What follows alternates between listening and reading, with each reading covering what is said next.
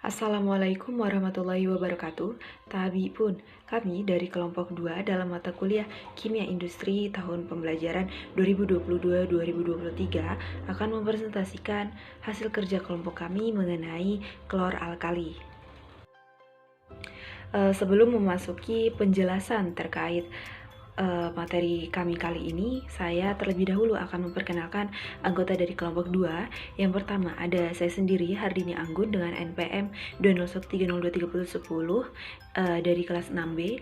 Lalu yang kedua ada Safitri Nurul Hidayah dengan NPM 20130231011 dari kelas 6A. Dan yang ketiga ada Tuti Idawati dengan NPM 20130231010 dari kelas 6B. Adapun beberapa hal yang akan kami bahas pada video presentasi kami kali ini. Yang pertama ada sejarah dari perkembangan industri klor alkali. Lalu yang kedua ada bahan baku yang digunakan dalam industri klor alkali. Lalu yang ketiga ada karakteristik dari bahan dan produk dalam industri klor alkali.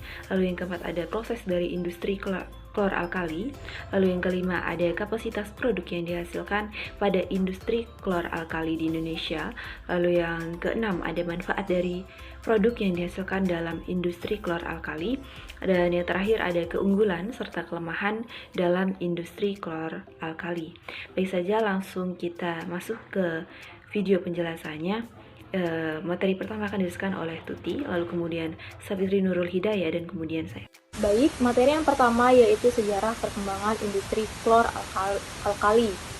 Proses klor alkali itu merupakan proses elektrolisis yang berperan penting dalam industri manufaktur.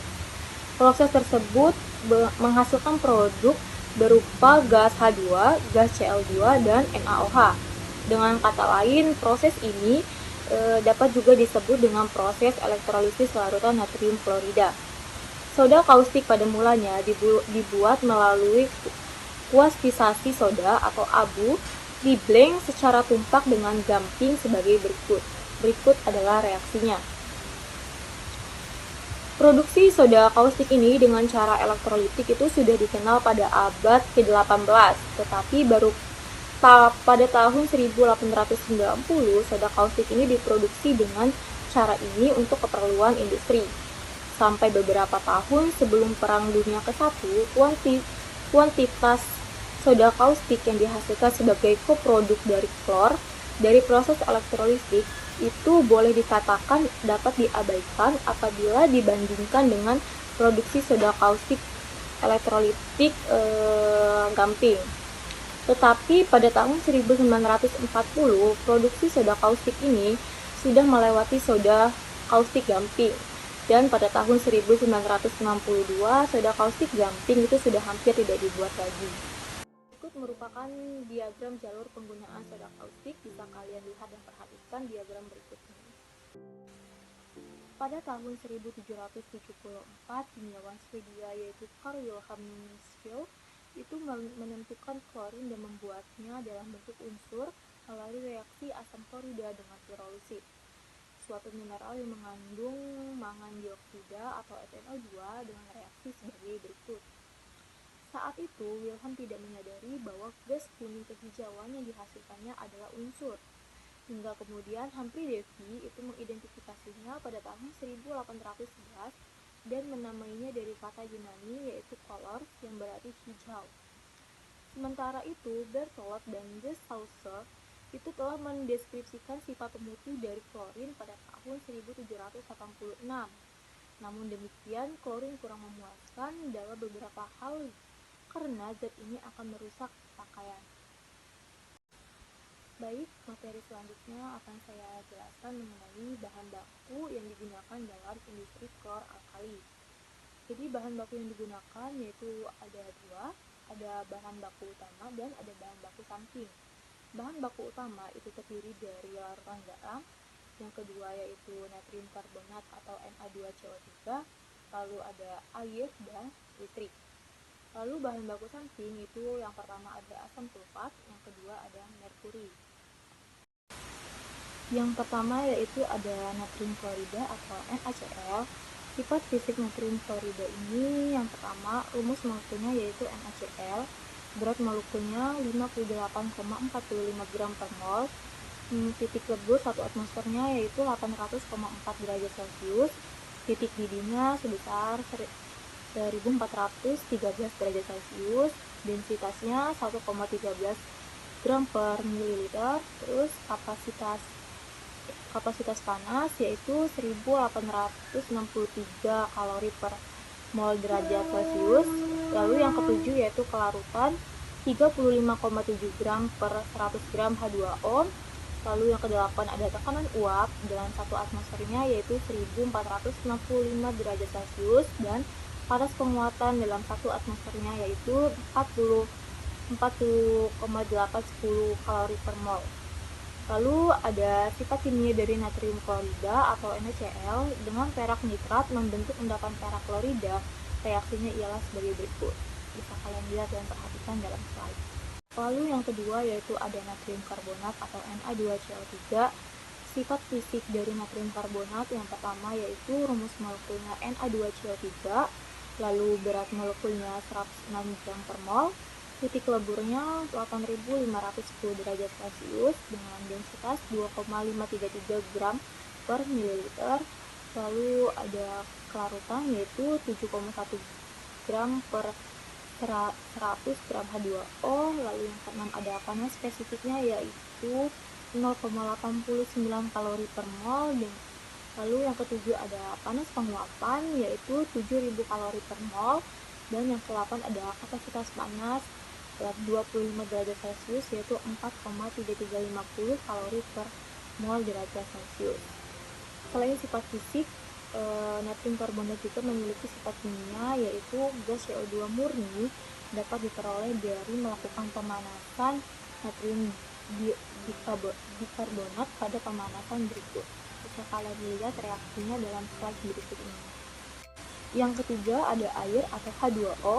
Sifat fisik dari air yaitu yang pertama mempunyai rumus molekul H2O, lalu berat molekul 18,0153 gram per mol. Lalu yang ketiga ada titik lebur yaitu 0 derajat Celcius, titik didih 100 derajat Celcius, densitas 0,998 gram per cm kubik pada cairan 20 derajat Celcius. Lalu yang keenam ada kapasitas panas dalam 25 derajat Celcius yaitu 4184 kalori per mol derajat Celcius. Lalu yang ketujuh ada panas penguapan yaitu 2258,6 Joule per gram atau 40,7 kJ per mol.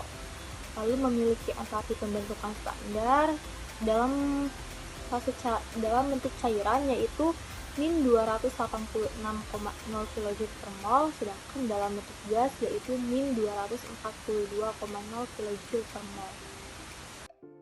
Baiklah, selain menggunakan bahan baku utama, dalam industri klor alkali juga menggunakan beberapa bahan baku samping. Yang pertama ada asam sulfat. Sifat fisika dari asam sulfat ialah yang pertama memiliki rumus molekul H2SO4, berat molekulnya adalah 98,08 gram per mol, kemudian densitas atau kerapatannya adalah 1,84 gram per mili. Kemudian asam sulfat ini berupa cairan bening, tidak berwarna dan tidak berbau.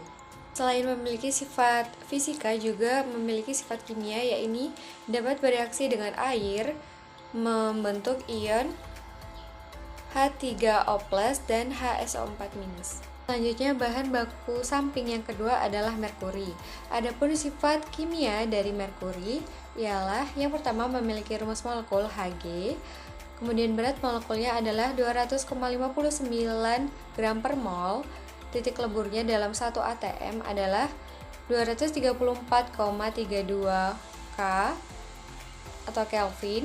Kemudian titik didihnya dalam 1 atm adalah 629,88 Kelvin.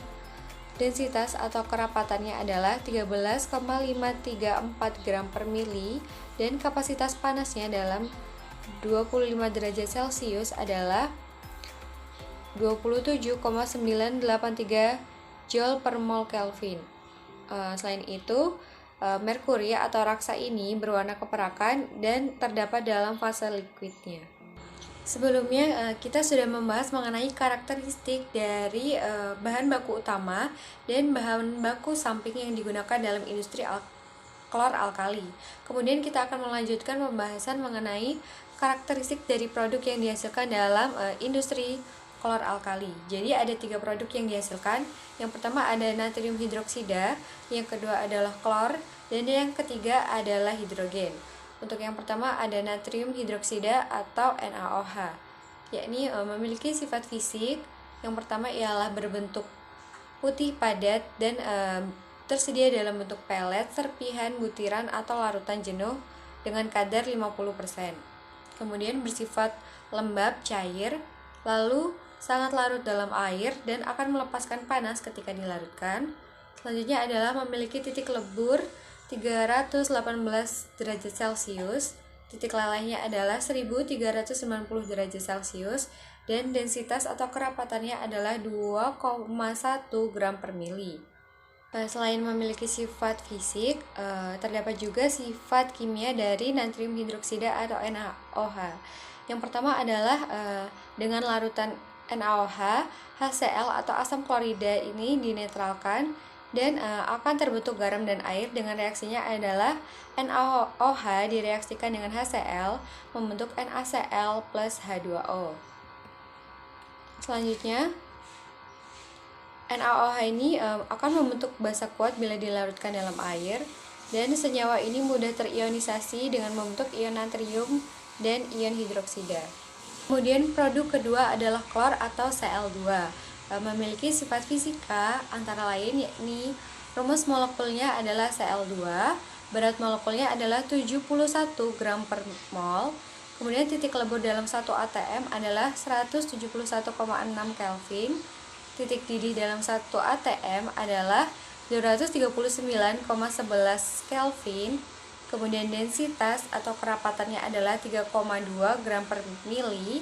Kapasitas panas dalam 25 derajat Celcius adalah 33,949 Joule per mol Kelvin, dan terdapat dalam bentuk warna hijau kekuningan dan berada dalam fase gas. Kemudian produk ketiga adalah hidrogen atau H2. Sifat fisika dari hidrogen adalah yang pertama memiliki rumus molekul H2.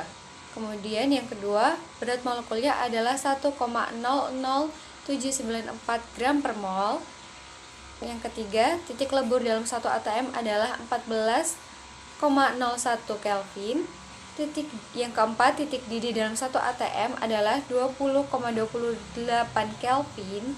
Yang kelima, densitas atau kerapatannya adalah 0,08988 gram per mili. Selanjutnya adalah kapasitas panasnya dalam 25 derajat Celcius adalah 28,836 Joule per mol Kelvin, dan terdapat dalam bentuk tidak berwarna dan berupa fase gas. Selanjutnya sifat kimia dari hidrogen, yakni hidrogen terbakar menurut persamaan kimia seperti H2 bereaksi dengan O2 menghasilkan produk 2H2O dalam fase liquid. Pembahasan selanjutnya adalah mengenai proses dari industri klor-alkali.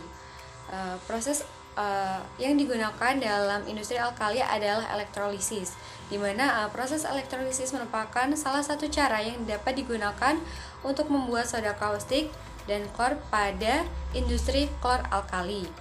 Elektrolisis larutan garam ini akan menghasilkan klor pada anoda dan hidrogen bersama natrium hidroksida pada katodanya. Jika klor dan natrium hidroksida yang diinginkan sebagai produk akhir, maka rancangan sel yang dibuat itu harus sedemikian rupa sehingga kedua bahan tersebut tidak akan tercampur. Nah, untuk mengatasi hal tersebut, ada 3 jenis rancangan sel yang dapat digunakan. Yang pertama ada sel diafragma yang muncul pada tahun 1890-an. Kemudian ada sel merkuri pada tahun 1892. Dan yang terakhir adalah sel membran, yakni pada tahun 1970. Baiklah, jadi pembahasan pertama ialah mengenai proses elektrolisis dengan sel diafragma. Jadi pada tahun 1890-an untuk membuat natrium hidroksida dan klorin ialah dari larutan garam yang dielektrolisis. Jadi soda kaustik dan klorin ini dapat bereaksi membentuk natrium hipoklorit atau NaClO, dan dengan reaksi lebih lanjut akan menghasilkan natrium klorat atau NaClO3 pada temperatur operasi di atas 40 derajat Celcius. Nah, untuk mencegah hal tersebut, maka ruang katode dan anode ini dipisahkan menggunakan sekat yang dinamakan diafragma, sehingga sel ini dinamakan sel diafragma. Sel diafragma ini berfungsi untuk menjaga bercampurnya gas hidrogen dan gas klor, karena jika bercampur maka akan timbul ledakan. Sel diafragma ini terbuat dari suatu selaput berpori yang dapat dilalui oleh ion-ion, namun tetap dapat menahan pencampuran produk. Sel diafragma yang lama menggunakan anode grafit dan katode berupa kotak baja dengan sisi yang berpori. Apabila menggunakan elektrode grafit, maka reaksi yang terjadi adalah 3C dalam fase solid bereaksi dengan 4H2O dalam fase aquos menghasilkan produk CO2 dalam fase gas, kemudian 2H2O dalam fase liquid, dan 4 elektron. Dengan demikian ini anode ini harus diganti secara rutin. Kemudian diafragma ialah terbuat dari bahan yang bersifat permeabilitas seperti asbes atau fluorokarbon yang ditempatkan pada selaput berpori. Awalnya diafragma yang digunakan ialah terbuat dari asbes.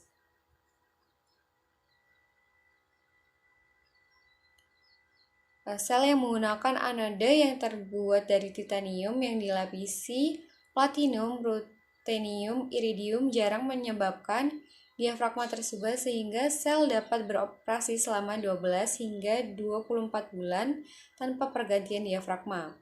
Kemudian pada pertengahan tahun 1980-an dikembangkan diafragma yang bebas dari asbes, yaitu polimer fluorokarbon, atau terutamanya ialah PTFE atau politetrafluoroetilena.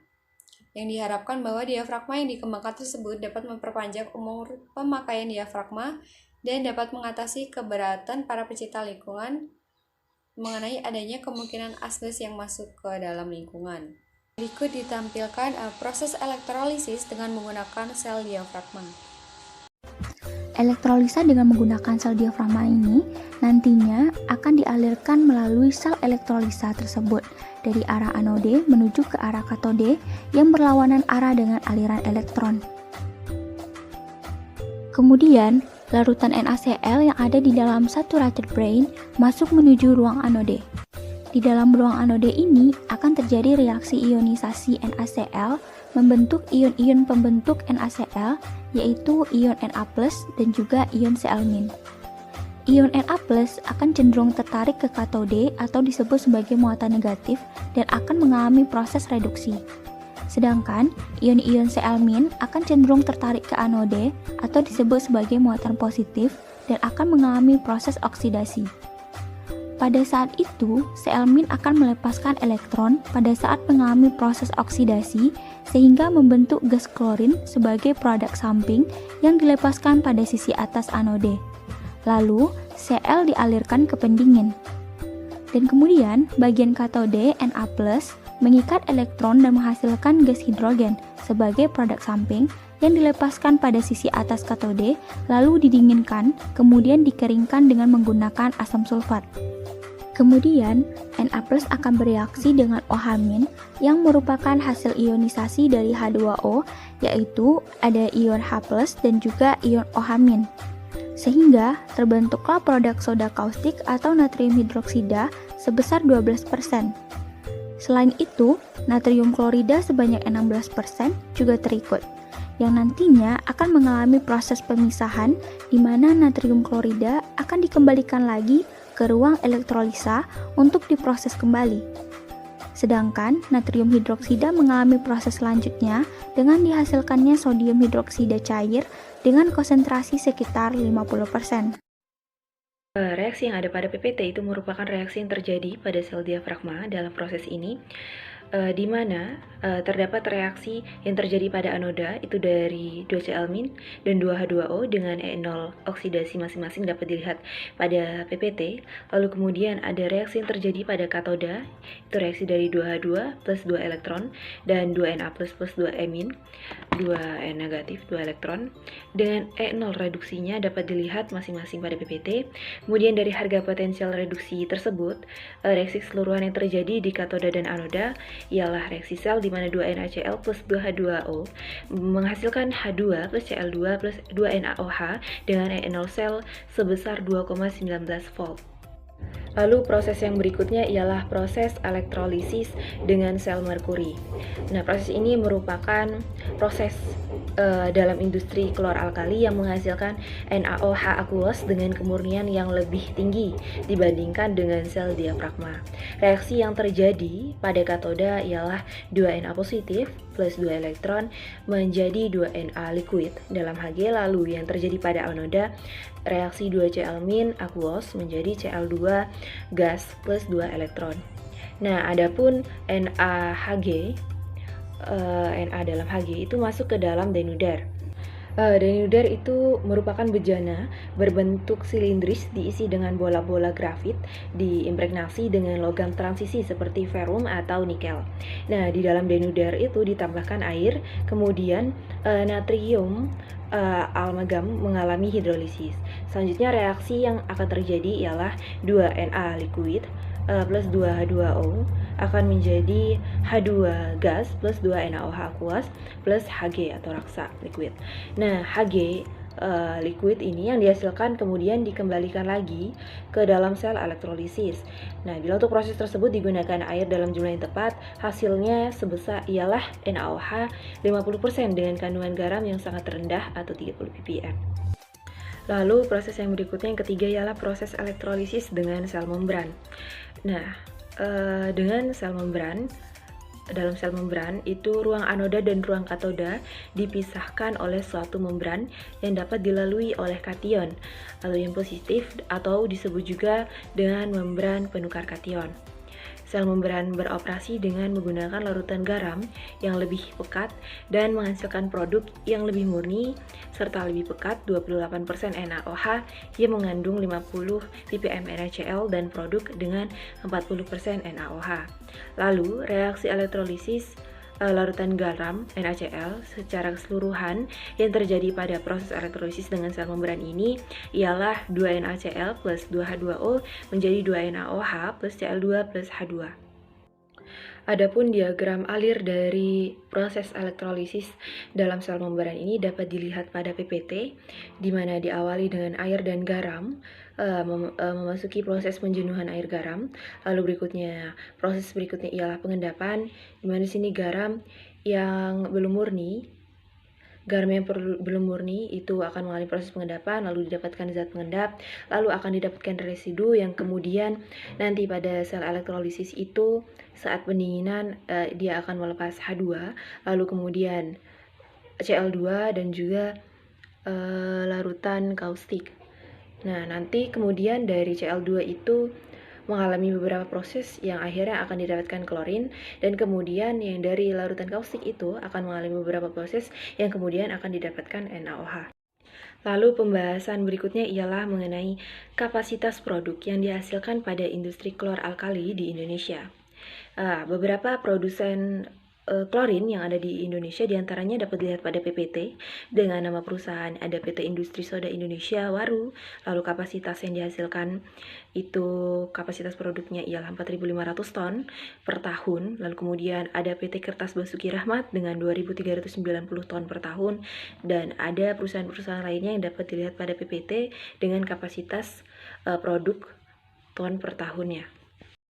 Lalu untuk produsen soda kaustik yang ada di Indonesia, diantaranya ada beberapa perusahaan. Untuk yang dalam bentuk fasa padatan itu ada perusahaan Asamis Subentra Chemicals Lokasinya ada di Cilegon dengan kapasitas yang dihasilkan produknya ialah 285.000 ton per tahun. Lalu yang padatan ada juga perusahaan Solvindo Adiusaha dengan lokasi di Serang dan kapasitas yang dihasilkan produknya ialah 215.000 ton per tahun. Lalu dalam fase cair, produk cair ada PT Industri Soda Indonesia dengan lokasi di Sidoarjo menghasilkan produk 12.000 ton per tahun. Lalu ada PT Soda Sumatera, ada PT Indah Kiat Pulp and Paper, dan perusahaan-perusahaan lainnya yang dapat dilihat pada PPT. Adapun pembahasan berikutnya, kita akan membahas terkait manfaat dari produk yang dihasilkan dalam industri klor alkali. Yang pertama, manfaat dari soda kaustik atau NaOH. Di antaranya ialah industri pulp dan kertas. Lalu kegunaannya bisa untuk pembuatan rayon, lalu industri tekstil, pemrosesan kapas dan dalam proses pewarnaan serat sintetik seperti nilon dan polyester, lalu bisa juga digunakan dalam industri sabun dan deterjen, lalu minyak dan gas, industri kimia lainnya sebagai bahan baku pembuatan plastik, lalu obat-obatan bisa juga digunakan sebagai pelarut, kain sintetik, zat pewarna, cat, tinta, serta bahan kimia lainnya. Lalu produk dari klor alkali berikutnya ialah klorin. Manfaat yang dapat dihasilkan dari klorin itu diantaranya yang pertama ada sebagai desinfektan air dalam proses pembuatan air minum, lalu bisa digunakan sebagai obat-obatan, lalu bisa digunakan sebagai pulp dan kertas, lalu zat warna, tekstil. Terus klorin dalam bentuk asam klorida itu bisa digunakan pada industri logam sebagai bahan baku ekstraksi, dan fungsi atau manfaat dari klorin lainnya dapat dilihat pada PPT. Selanjutnya produk alkali klor yang berikutnya ialah hidrogen. Hidrogen pun memiliki beberapa manfaat, yang diantaranya yang pertama, hidrogen sering dibuat menjadi senyawa, misalnya asam klorida dan amonia, atau digunakan untuk hidrogenasi senyawa-senyawa organik. Lalu manfaat berikutnya, hidrogen juga bisa digunakan dalam industri pupuk, agen pereduksi biji logam, lalu bisa juga digunakan dalam pemurnian minyak bumi, serta pembuatan metanol. Lalu manfaat berikutnya, hidrogen ini bisa digunakan sebagai pendingin rotor di generator pembangkit listrik. Lalu bisa juga digunakan sebagai bahan campuran dengan nitrogen. Lalu pembahasan berikutnya mengenai keunggulan dan kelemahan dalam industri klor alkali. Nah, pada proses sel diafragma memiliki kelebihan. Yang pertama, beroperasi pada tegangan yang lebih rendah dibandingkan dengan sel merkuri, lalu dapat beroperasi dengan air garam kurang murni daripada yang dibuktikan oleh sel membran. Namun pun memiliki kelemahan, di mana sel diafragma asbes dapat menyebabkan pencemaran lingkungan. Nah, asbes merupakan bahan beracun yang menyebabkan kanker paru-paru dan asbestosis dan tumor ganas pada paru-paru. Lalu keunggulan dari sel merkuri. Yang berikutnya ialah produk NaOH pekat dengan kemurnian tinggi. Produk NaOH yang dihasilkan itu memiliki kemurnian yang tinggi. Namun memiliki kekurangan dari sel merkuri ini ialah membutuhkan energi listrik yang tinggi dibandingkan dengan sel diafragma dan pencemaran lingkungan kasus Minamata diseases. Jadi bisa menyebabkan pencemaran lingkungan. Lalu dari sel membran itu memiliki kelebihan di mana proses membran ini tidak menggunakan bahan yang sangat beracun seperti merkuri dan asbes, dan penggunaan listrik yang lebih hemat dibandingkan dua proses tersebut. Lalu memiliki kekurangan di mana air garam yang memasuki sel membran itu harus dengan kemurnian sangat tinggi, sehingga sering membutuhkan langkah pemurnian mahal tambahan sebelum elektrolisis. Baiklah, cukup sekian video pembelajaran presentasi dari kelompok 2 mengenai alkali klor ini. Apabila rekan-rekan yang menyaksikan video penjelasan kami ada pertanyaan atau kritik dan saran, kami persilakan untuk menyampaikan di forum diskusi yang tertera. Kami akhiri, wassalamualaikum warahmatullahi wabarakatuh.